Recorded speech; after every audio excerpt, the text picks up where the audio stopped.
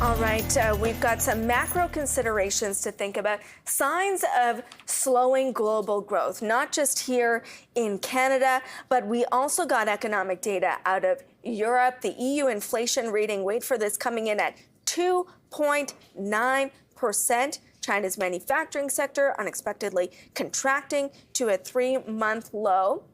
So signs of slowing global growth, and then you can see that show up in a global bellwether like Caterpillar, for example, managed to beat expectations. However, investors fussed about the decline in backlog, which is an indicator perhaps of future growth. Let's bring in Eddy Gifford, wealth advisor at TACTIVE for the tech space for active investing. Eddy, thanks so much for being with us. I mean, these are some pretty big Dow components like Caterpillar, like Amgen, that are really struggling to find love today.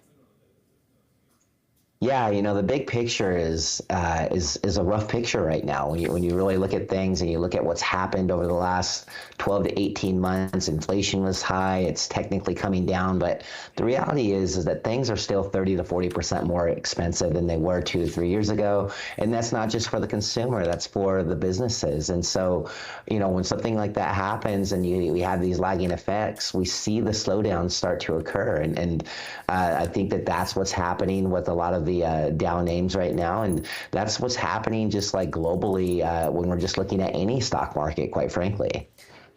And then it comes to a point where you ask, is this overdone? How do you think about that question, and how do you go about answering it?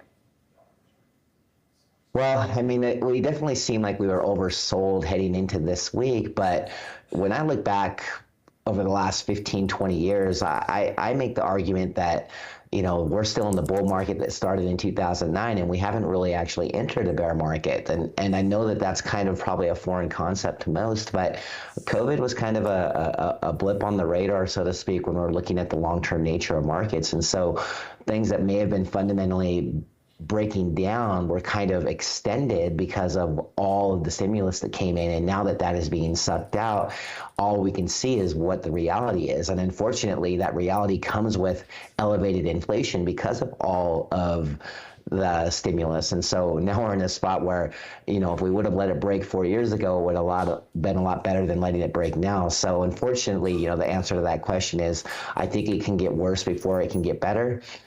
This earnings season, we'll see. Last week, we didn't really like the earnings. We'll see how it goes this week, and we'll see what happens with the Fed speaking today. So where are you going to hide out then? In cash? Are you taking profits?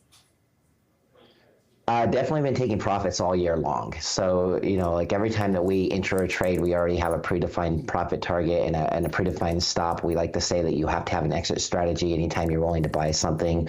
So that's just the discipline that we've been using all year, and it's really worked to our favor.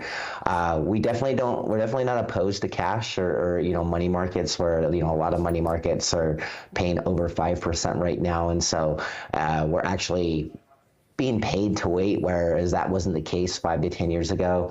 We're also paying attention to the longer term, the 10-year and 20-year treasury, from the standpoint that if things do break, typically that causes a flight to safety. So we're considering, and nibbling a little bit on the long end of the curve, with the idea that if things get bad, that will be a good spot to be. But the issue is still the inflation. If we see inflation start to rise again, we can see bonds get beat up even more. So it's a very delicate balance right now. We are definitely in unprecedented times, at least for the modern stock market. I want to talk about maybe the poster child of the rally and maybe the sell-off, Nvidia.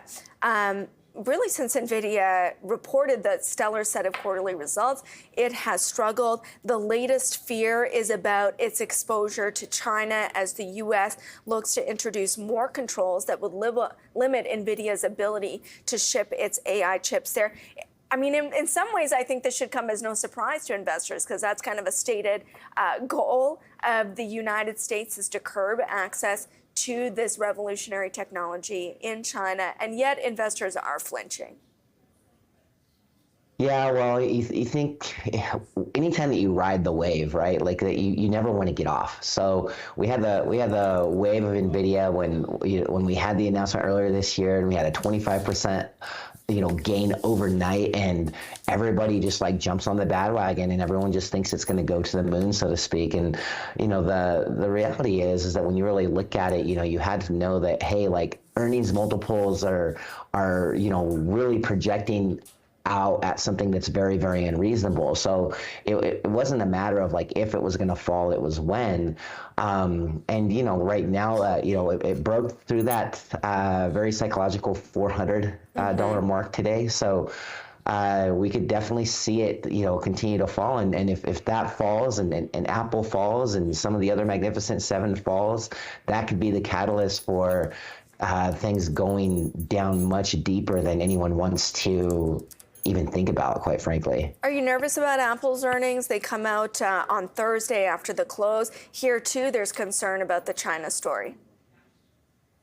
Yeah, Apple is, it's the one that we ride long term, but definitely when you're looking at things from a more short term perspective, it's like, wait a minute, why did they have this pre-announcement? And the investors haven't really responded really well to that.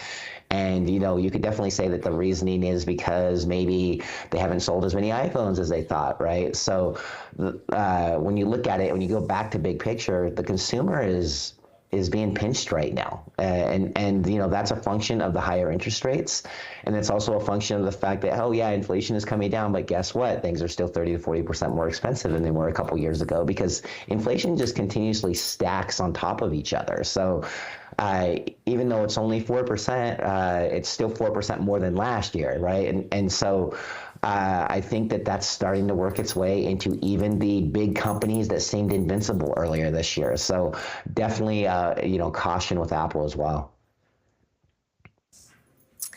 I'm finding the reaction in Amgen really interesting. Big biotech beat earnings, boosted its forecast, but investors kind of quibbling here. What's your approach to kind of healthcare these days? Well, healthcare has been an interesting spot. We've been monitoring healthcare. We've seen a lot of insurance companies kind of like be on the uptick. We've been paying close attention to Eli Lilly that gets earnings later this week, and earlier this year, the thought was, hey, biotech is the new innovation, that the QQQ is the old thing and biotech is the new thing. And so we're still actively like looking at that, but we're just not seeing we're really not seeing a lot of trend strength anywhere when it comes to the broad markets. And so, anytime that you may have a earnings beat or a little bit of a bounce, we're just seeing a lot of investors sell that bounce right now because they're just scared of what tomorrow might bring.